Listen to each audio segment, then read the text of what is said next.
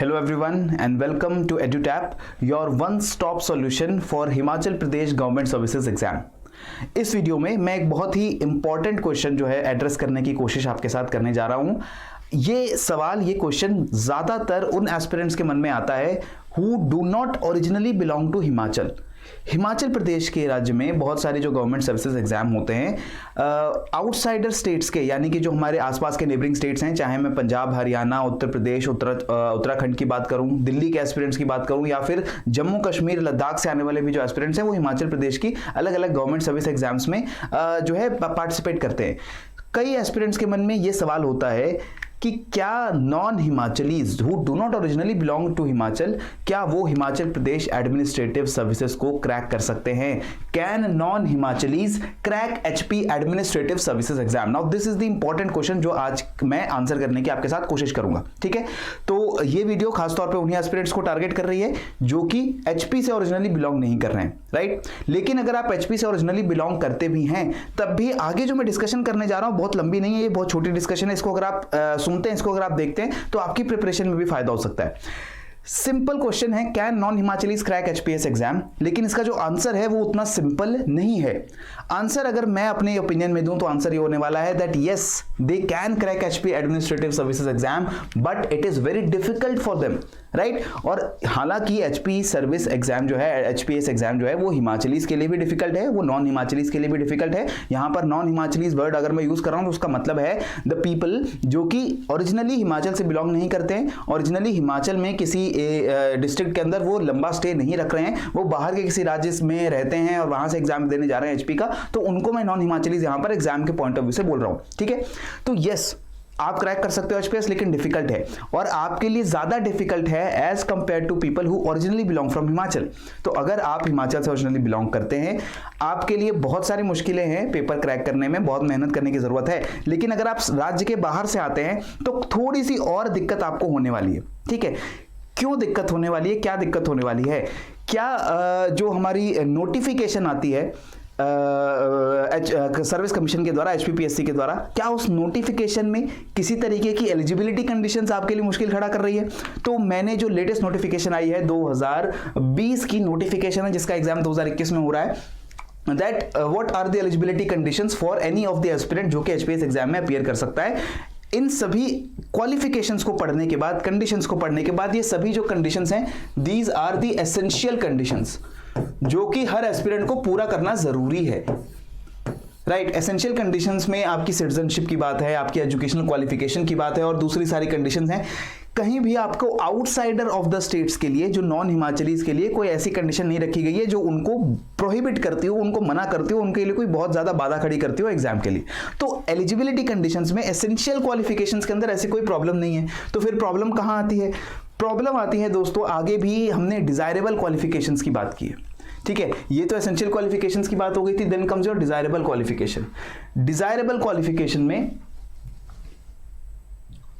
if we talk about the desirable qualifications, now look at what commission says. Knowledge of customs, manners and dialects. Knowledge of customs should be there, manners and dialects of Himachal Pradesh, and suitability for appointment in the peculiar conditions prevailing in the Pradesh is a desirable qualifications. So ये desirable qualification है। इसका ये मतलब हुआ कि अगर आप हिमाचल के जो सामाजिक प्रथाएं हैं, हिमाचल में बहुत सारी विविधता है। हिमाचल के अलग अलग अगर आप रीजन्स में जाते हैं, अपर हिमाचल में, लोअर हिमाचल में, अगर लाहौल स्पीति डिस्ट्रिक्ट को कंपेयर करने जाएं हम, जो लोअर हिमाचल के डिस्ट्रिक्ट से, चाहे बिलासपुर हो, चाहे वह ऊना हो, आप देखेंगे बहुत सारी डाइवर्सिटी आपको देखने को मिलती है। अलग तरीके के लोग, अलग तरीके की सामाजिक व्यवस्थाएं वहां पर मिलेंगी, अलग तरीके की ज्योग्राफी है, क्लाइमेट जो है वो काफी चेंज हो जाता है हिमाचल के छोटे से राज्य में। तो ये बहुत सारी जो विविधताएं हैं, इसकी जानकारी, इसका ज्ञान, इसकी नॉलेज होना एस्पिरेंट्स को डिजायरेबल क्वालिफिकेशन बोला गया। ठीक है, इसके साथ ही ये भी बोला गया है that suitability for appointment in the peculiar conditions. Himachal Pradesh की कुछ खास कंडीशंस हैं, पेक्यूलियर कंडीशंस हैं, और उन कंडीशंस में क्या आप सूटेबल हैं अपॉइंटमेंट के लिए या नहीं है। किन खास कंडीशंस की यहां पर बात हो रही है? क्योंकि हम जानते हैं ज्यादातर लोग जो बाहरी राज्यों से आएंगे उनके माइंड में ये एक इमेज होती है कि हिमाचल एक बहुत ही सुंदर प्रदेश है, हिमाचल में नेचुरल ब्यूटी बहुत अच्छी है, हिमाचल के जो लोग हैं कितने खुले दिल से टूरिस्ट का स्वागत करते हैं, कितने अच्छे लोग हैं। लेकिन हिमाचल में जब आप सर्व करने जाते हो तो वो अलग बात है। लंबे समय के लिए जब आप हिमाचल में रहोगे तो आप देखोगे कि वहाँ की जो लाइफ है वो उतनी आसान नहीं है जितना वहाँ पर आपको टूरिज्म या आपको मूवीज में या कहीं और से आपको दिखती होगी। वहाँ पर जो लाइफ है वो जो ओरिजिनल जो लोकल हिमाचलीज हैं उनकी अगर आप लाइफ देखेंगे तो आपको पता चलेगा it is not at all easy. साल के 6 महीने वहाँ बहुत ज़्यादा ठंड रहेगी। हिमाचल का एक बहुत बड़ा हिस्सा जो है वो बर्फ से ढका रहता है पूरी सर्दी में। तो ऐसी कंडीशंस में क्या आप सर्व कर पाएंगे? ये सारी चीज़ों का ध्यान रख के आपको अपॉइंटमेंट दिया जाएगा, क्योंकि ऐसा भी हो सकता है कि बहुत सारे एस्पिरेंट्स बाहरी राज्यों से आए, हिमाचल प्रदेश का एग्जाम दें, सेलेक्ट हो जाएं और उसके बाद वो सर्व ना कर पाएं। शायद उनको क्लाइमेट सूट ना करे, शायद उनको ज्योग्राफी सूट ना करे, चाहे उनको खाना सूट ना करे, और वो कुछ सालों के बाद वो जॉब छोड़ करके अपने राज्यों में वापस चले जाएंगे। तो इससे क्या होता है? इससे नुकसान होता है उस स्टेट का भी, हिमाचल प्रदेश का भी, क्योंकि उन्होंने जो इन्वेस्टमेंट आपके ऊपर किए वो इन्वेस्टमेंट का कोई फायदा उनको नहीं मिलेगा। ठीक है, तो ये कंडीशंस को ध्यान में रखा जाता है। और इसको ध्यान में रखने का मतलब कैसे ये इंश्योर किया जाएगा कि डिजायरेबल क्वालिफिकेशन आप मीट कर रहे हैं? ये इंश्योर किया जाएगा जब आपका इंटरव्यू होगा। ठीक है, ये इंश्योर किया जाएगा जब आपसे एग्जाम में, प्रीलिम्स में और मेन स्टेज में क्वेश्चंस पूछे जाते हैं तो वहां पर आपको हिमाचल की सोसाइटी, हिमाचल की हिस्ट्री, हिमाचल की ज्योग्राफी, हिमाचल की इकोनॉमी से जुड़े क्वेश्चंस पूछे जाते हैं। ठीक है, और उसके बाद जब इंटरव्यू होता है तब भी आपको अलग से हिमाचल का क्या ज्ञान है, हिमाचल के बारे में आपकी क्या समझ है, वो आपको पूछी जाती है। ठीक है, so why is it difficult? इसको अगर हम समराइज करने की कोशिश करेंगे तो डिफिकल्ट होने के सबसे पहले तो कारण है that there is good weightage of HP general studies in the exam. If you are belonging to an outsider state, आप किसी दूसरे राज्य से आते हैं एचपी का एग्जाम देने के लिए, तो आपको हिमाचल की हिस्ट्री, हिमाचल की ज्योग्राफी, हिमाचल का जो टोटल जीएस है ये आपको पता होना चाहिए। क्यों पता होना चाहिए? क्योंकि जो प्रीलिम्स का एग्जाम होगा, प्रीलिम्स स्टेज में भी 25 क्वेश्चंस आपको हिमाचल की जीएस से पूछे जाने वाले हैं। 25 क्वेश्चंस का मतलब है कि 50 मार्क्स का आउट ऑफ 200, 1/4 जो आपका पेपर है, 50 मार्क्स आप लोगों को पूछे जाएंगे फ्रॉम हिमाचल। ठीक है, उसके बाद जब मेंस एग्जाम आता है, GS1, GS2, GS3, तीनों जीएस पेपर के अंदर भी आपके जो 3-3 यूनिट्स होते हैं उसमें से एक यूनिट डेडिकेटेड होता है हिमाचल को लेकर के। वहां पर आपकी हिमाचल की हिस्ट्री हो और ज्योग्राफी हो, डिजास्टर मैनेजमेंट हो, वो सब GS1 में टेस्ट हो रहा है। सोसाइटी, सोशल कस्टम्स भी GS1 में टेस्ट हो रहा है। तो इकोनॉमी की बात करें, GS3 में टेस्ट होगा। हिमाचल की पॉलिटी GS2 में टेस्ट होगी। गवर्नेंस GS2 में टेस्ट होगा। तो GS1 to 3 के अक्रॉस अगर आप सब्जेक्ट्स और सिलेबस को भी देखते हैं तो वहां आपको पता चलेगा कि हिमाचल जनरल स्टडीज का बहुत अच्छा वेटेज माना जाता है in prelims as well as in mains exam. तो आपको मार्क्स अगर स्कोर करने हैं, आपको प्रीलिम्स को क्रैक करके मेंस एग्जाम देना है और मेंस को क्रैक करके इंटरव्यू देना है, तो आपको अच्छे मार्क्स चाहिए दोनों स्टेजेस में। और वो मार्क्स आपके तभी आएंगे जब आपको जनरल स्टडीज जो है हिमाचल की जो ज्योग्राफी, हिमाचल की इकोनॉमी, हिस्ट्री, ये सब इसके बारे में पूरी नॉलेज होगी। ठीक है, तो ये आउटसाइडर स्टेट्स के लिए आपको इसमें अलग से समय देना पड़ेगा, आपको इसको समझना पड़ेगा। ठीक है, next, less number of vacancies are there in the Himachal administrative service exam. जो हिमाचल का एग्जाम होता है वहां बहुत ज्यादा वैकेंसीज नहीं आती हैं। हर साल जो है वैकेंसीज का नंबर 15 से लेकर 25 के बीच में वेरी करता है। किसी साल ये कम भी हो सकता है और किसी साल थोड़ा ज्यादा हो सकता है, लेकिन बहुत ज्यादा वैकेंसीज नहीं आती हैं हिमाचल में। और उन वैकेंसीज में भी ये भी हमें ध्यान रखना होता है कि रिजर्व्ड वैकेंसीज भी होती हैं। और ये जो रिजर्व्ड वैकेंसीज हैं, these are reserved for protected classes of Himachal, scheduled caste, scheduled tribes, other backward classes of Himachal. Right, तो ओबीसीज ऑफ हिमाचल, एससीज of Himachal, STs of Himachal, in addition to this जो हमारे एक्स सर्विसमैन हैं ऑफ हिमाचल प्रदेश, उनको यहां पर रिजर्वेशन दिया जाता है। तो इसलिए जो वैकेंसीज इफेक्टिव रह जाती हैं आउटसाइडर स्टेट्स के लोगों के लिए, नॉन हिमाचलीज के लिए, वो और कम हो जाती हैं। तो आप समझ सकते हैं कि कंपटीशन फिर बहुत ज्यादा हो जाता है आपके लिए, क्योंकि अनरिजर्व्ड वैकेंसीज जो है वो पहली reserved total number of vacancies की अप्रोक्सीमेटली आधी वैकेंसीज होंगी और उन अनरिजर्व्ड वैकेंसीज के लिए आप कंपटीशन कर रहे हैं। बाकी जो रिजर्व्ड वैकेंसीज है वो हिमाचल के जो ओरिजिनल प्रोटेक्टेड क्लासेस है उनके लिए रिजर्व्ड है। तो इस वजह से भी आपकी पहली वैकेंसीज कम है और उसके बाद ऊपर रिजर्व्ड वैकेंसीज और आ गई, कंपटीशन बहुत ज्यादा हो जाता है आउटसाइडर स्टेट्स के लिए। तो ये भी एक बहुत इंपॉर्टेंट फैक्टर है। इसके बाद आपको ध्यान रखना होगा कि हिमाचल की ज्योग्राफिकल एंड कल्चरल डाइवर्सिटी, इसको समझना ये कोई अपने आप में आसान बात नहीं है।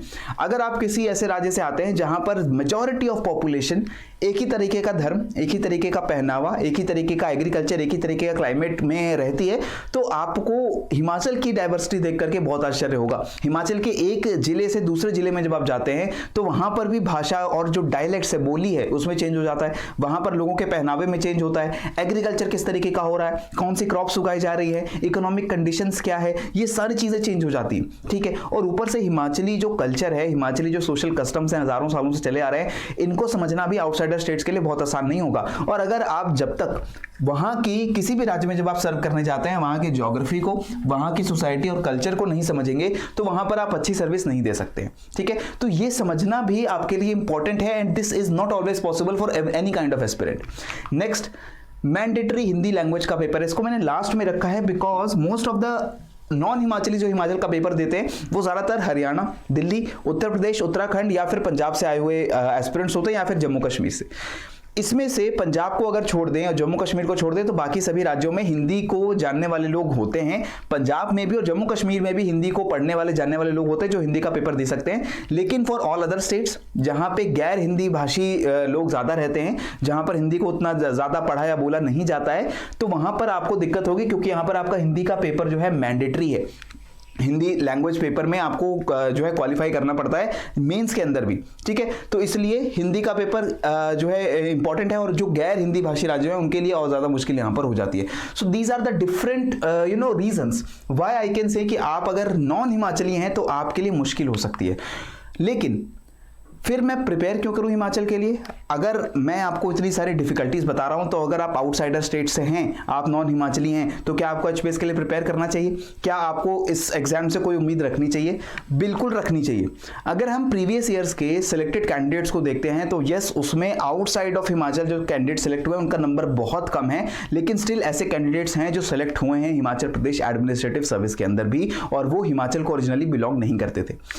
अगर आप तैयारी करना चाहते हैं एचपीएस की तो कौन से फैक्टर्स आपको ध्यान रखने चाहिए, क्यों आपको प्रिपेयर करना चाहिए? सबसे पहले तो देखिए, there is 80% similarity with UPSC. जो भी एस्पिरेंट नॉर्दर्न इंडियन स्टेट्स में रह रहा है, हिंदी भाषी राज्यों में रह रहा है और उसको हिंदी की अच्छी खासी समझ है और यूपीएससी की तैयारी भी वो कर रहा है या करना चाहता है, तो उसको ये पता होना चाहिए कि 80% सिमिलैरिटी है यूपीएससी के सिलेबस और पैटर्न के साथ। चाहे हम प्रीलिम स्टेज में जीएस पेपर, सीसैट पेपर की बात करें, उसके बाद चाहे हम मेंस स्टेज में ऑप्शनल का सब्जेक्ट्स की बात करें, एक ऑप्शनल होता है, जीएस के 3 पेपर होते हैं, सिलेबस जो है हिस्ट्री, ज्योग्राफी, इकोनॉमी, पॉलिटी, ये सारा सिलेबस भी काफी हद तक सेम है यूपीएससी के साथ। सो जो भी यूपीएससी के एस्पिरेंट हैं उनके लिए एक अच्छा प्रैक्टिस टेस्ट हो सकता है एचपीएस का। इन एडिशन टू दिस, अगर आप यहां पर सर्व करना चाहते हैं, अगर आप सेलेक्ट हो जाते हैं, तब भी आपको जितनी तैयारी आपने यूपीएससी के लिए की है वो बहुत तैयारी आपको यहां पर मदद देने वाली है। ठीक है, तो पहली तो बात हो गई सिलेबस की similarity. Next comes there is a transparent process of selection. बाकी राज्यों से अगर आप कंपेयर करिए, पिछला रिकॉर्ड उठाकर अगर हम देखते हैं तो हिमाचल का जो कमीशन है उसका एक रेपुटेशन रहा है कि बहुत अच्छे तरीके से हिमाचल ने प्रीवियस ईयर्स के अंदर भी जो सिलेक्शन किया है उसको बहुत ट्रांसपेरेंट तरीके से किया है। जो भी इंफॉर्मेशन है प्रीलिम्स की चाहे मेंस की, उसके मार्क्स रेगुलरली डिस्क्लोज किए जाते रहे हैं। जो ग्रीवेंसेज अगर बच्चों की तरफ से उठाई जाती हैं तो वो ग्रीवेंसेज भी अच्छे से कमीशन के द्वारा एड्रेस की गई हैं। ट्रांसपेरेंसी, पारदर्शिता बनाकर रखी गई है। तो आप जब इस एग्जाम में अटेम्प्ट करने जाते हैं, आप अपेयर होते हैं, तो आप इतना मान के चल सकते हैं कि जितनी मेहनत आप करते हैं, जैसा पेपर आप लिखते हैं, उसके हिसाब से आपका सिलेक्शन होता है। ठीक है, इसमें कोई गलत बात नहीं है कि कोई धोखाधड़ी ऐसा कोई स्कैम होता है। बाकी राज्यों में ऐसे बहुत सारे केसेस आते हैं। इसके ऊपर से जो सिलेक्शन का प्रोसेस है हिमाचल के अंदर वो भी बहुत रेगुलर है। हर साल वैकेंसीज आती हैं और उसको हर उसी साल में निपटा दिया जाता है। बहुत ही स्ट्रीमलाइन तरीके से प्रोसेस किया जाता है। ठीक है, इसके बाद बात आता है कि there is interview of 150 marks while the mains examination is worth 900 marks.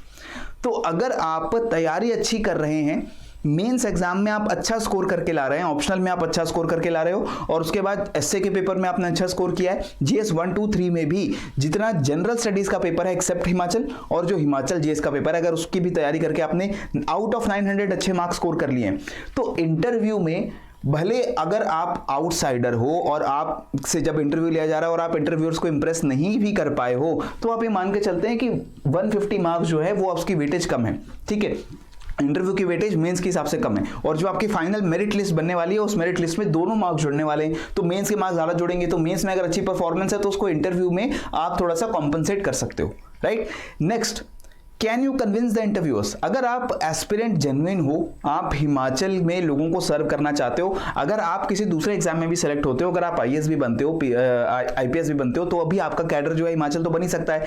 जब आप हिमाचल में सर्व करने जा रहे हो, क्या आप इंटरव्यूअर्स को इस बात से कन्विंस कर सकते हो कि मैं हिमाचल में ही सर्व करूंगा, मेरा पूरा ऑब्जेक्टिव है कि मैं हिमाचल में एक लंबा करियर देखना चाहता हूं, मैं आया हूं उत्तर प्रदेश से, मैं आया हूं पंजाब या हरियाणा से, लेकिन मैं हिमाचल में रह करके यहाँ की जो दिक्कतें हैं, यहाँ के जो इश्यूज हैं वो सॉल्व कर सकता हूं। और ये कन्विंस करने के लिए इंटरव्यूअर्स को आपको दिखाना पड़ेगा that how well you know Himachal.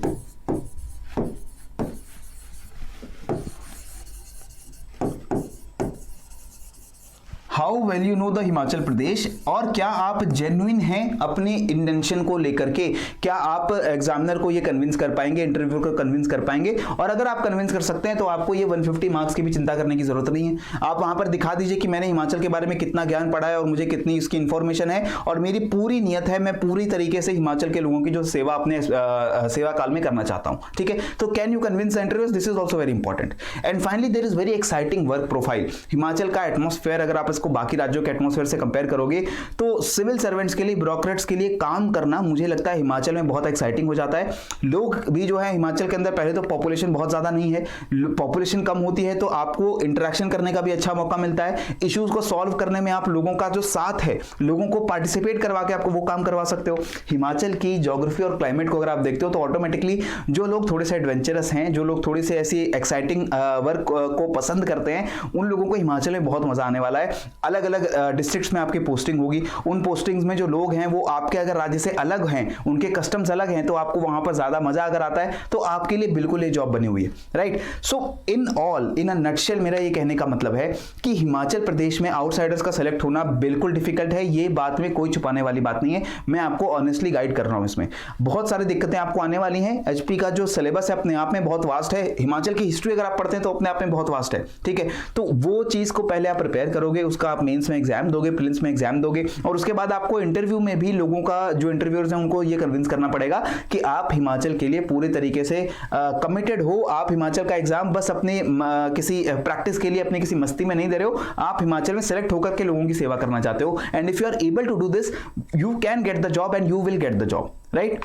So this is all from my side in this particular video. अगर आपको वीडियो से कंटेंट पसंद आया है तो हमारे यूट्यूब चैनल को जरूर सब्सक्राइब करिए, इस वीडियो को जरूर लाइक करिए और हमारे टेलीग्राम चैनल को जरूर ज्वाइन करिए, क्योंकि यहां पर आपको जितने भी हमारे चैनल के ऊपर फ्री कंटेंट आते हैं उसकी पीडीएफ अवेलेबल रहती है डाउनलोड करने के लिए, राइट।